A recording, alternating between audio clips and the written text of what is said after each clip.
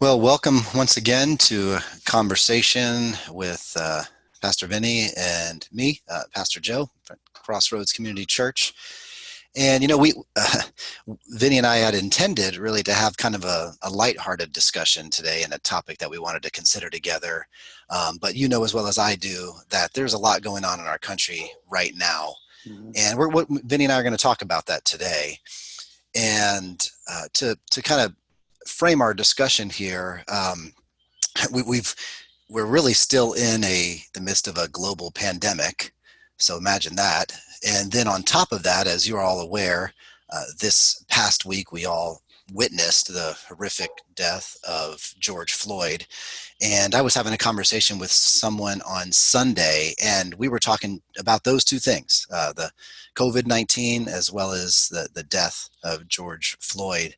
And this person said to me, I'm really scared. I'm really concerned about our country. And this came from someone who I know very well, and that is not like that. And hearing the concern in this person's voice made me want to have a discussion with Pastor Vinnie about it, because I was wondering if, with all that's been going on right now, I wanted to ask Pastor Vinnie if he has seen any, really, I guess maybe just say it like this: what has that done to people coming to you for counseling? Has it increased the numbers? Yeah, so with COVID, about half of the people I was working with stopped, were not able, did not want to meet with me or were unable to meet with me because of they didn't want to do it, over Zoom like this. Um, and so, but then after maybe 5, 6 weeks of that, then it started to pick back up and the phone calls started to come back in and more meetings. So we're definitely finding an uptick in the need for counseling right now. And then certainly the people that I'm talking to now want to talk about racial injustice and what they see in Oh, the current climate of race relations. Um, I just want to let people of color out there know that if they need someone to talk to, they can reach out to me through my work at the church or my work through the counseling ministry, Check Your Compass Counseling. We want to be there to help people who are struggling through this right now. I, in particular, specialize in trauma and grief, and we certainly know a lot of that's going on right now in a lot of our lives. So we also have the means to help you if finances are an issue. So please reach out to us. so that raises a question then, Pastor Vinny, and that is, if so, let's say someone reached out to you for those specific issues, Yeah. either one of them, and they said, "Here's what's going on in my life. Here's how COVID-19 has affected me," or "I'm Mm-hmm. watching the news and I see all this civil unrest, and it's impacting them." And they Mm-hmm. said, basically, "Can you help me? How can you help me with that?" Well, what would you say to them? Yeah, so we've all spent the last several months in lockdown. And so I think for all of us, our emotions are running high. Some of our emotions are overwhelming us. Um, and then, now we've seen injustice toward African Americans. I mean, this has been happening for 400 years in our country, but recently we have these, high profile cases where African Americans have been mistreated. Um, our feelings have boiled over. But in a way, we could say this is a unique time, but in another way, it's not. I mean, race conflict goes way back, to the early days of the Bible. Douglas John Hall, he calls this an ancient addiction, where we're suspicious, um, and that suspicion has affected our human race going all the way back. So, Mhm. when we regard human beings as the enemy or think of them as less than fully human, then we know we're gonna have these kind of problems. I think we basically have lost our understanding that each person is made by God and made in His image. So that's some of where I start with thinking about this. Yeah, yeah, no, that's a good point. I remember one of the things that I taught some of the people in our church who went through my exploring Christian doctrine class is that Christian theology is creation affirming.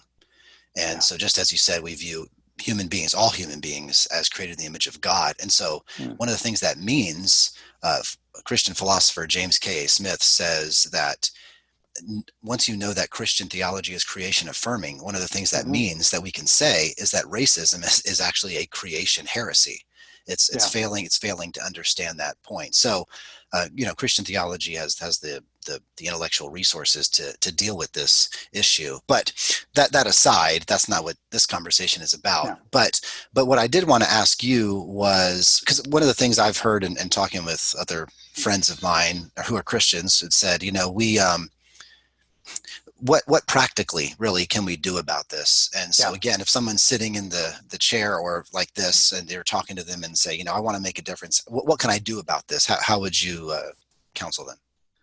Yeah, I mean, I don't feel really qualified to speak on this subject, but we need to speak up about this, whether or not we have all the answers. So, right. I mean, I was struck by Hebrews 13:3 this last week, even before this whole thing started.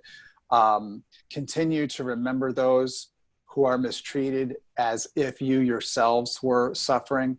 And then another, that's from the Bible, but then another quote that I read from Seeking God's Peace in a Nuclear Age, a call to disciples of Christ. The quote that I read from there was that the covenant or call to be God's people, far from being primarily an invitation to special privilege, is first of all a summons to special responsibility.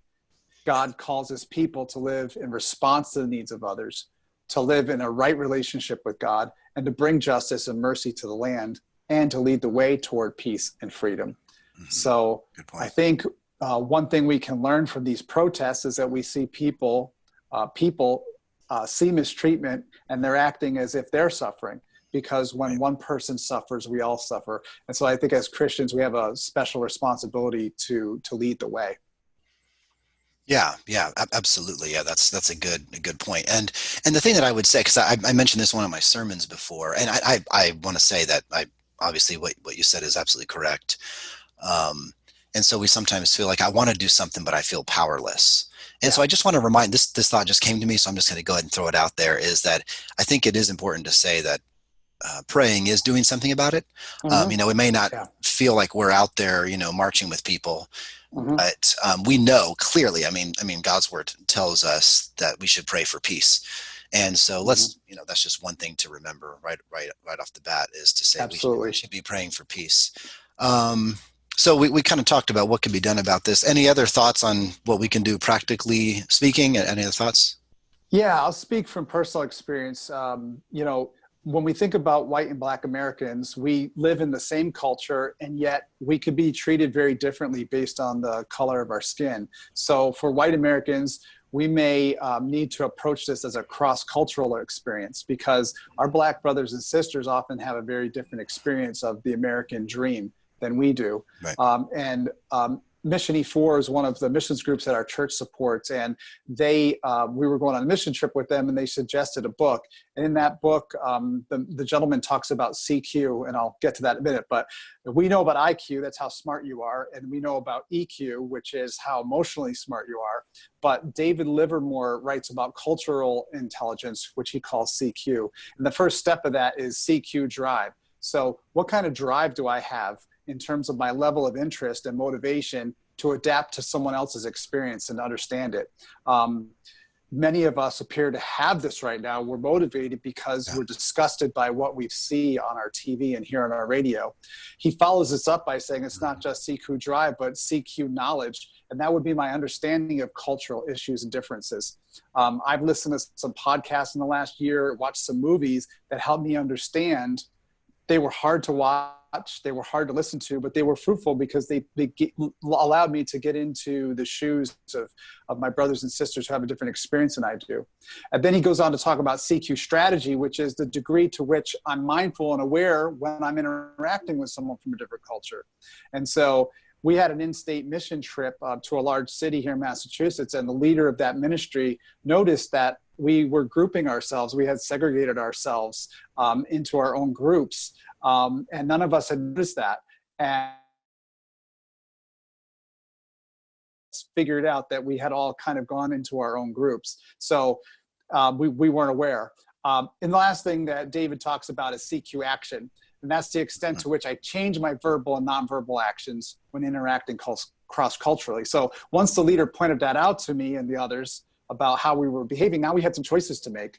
Right. We had to, how could we understand why the other group chose to congregate with themselves and why we chose to do that? And now the next activity, will we do the same thing? Or the next day, would we change our behavior in some way? So I think the point of all this is to understand our African-American friends and their Right. experience so that we can suffer with them and so that we can help lead the way toward peace and freedom. Right. Yeah, no, I think that's absolutely true. Yeah, those are good comments, and I think that's interesting. We do tend to do that, don't we? You know, hang out with people who kind of think like us, look like us, Yeah. and all that. So yeah, it's a good point to remember that we need to expand our horizon there. Um, yeah, it was interesting, and then we can close with this. It was interesting as I was reading the Bible this morning, just going through my normal routine of morning devotions.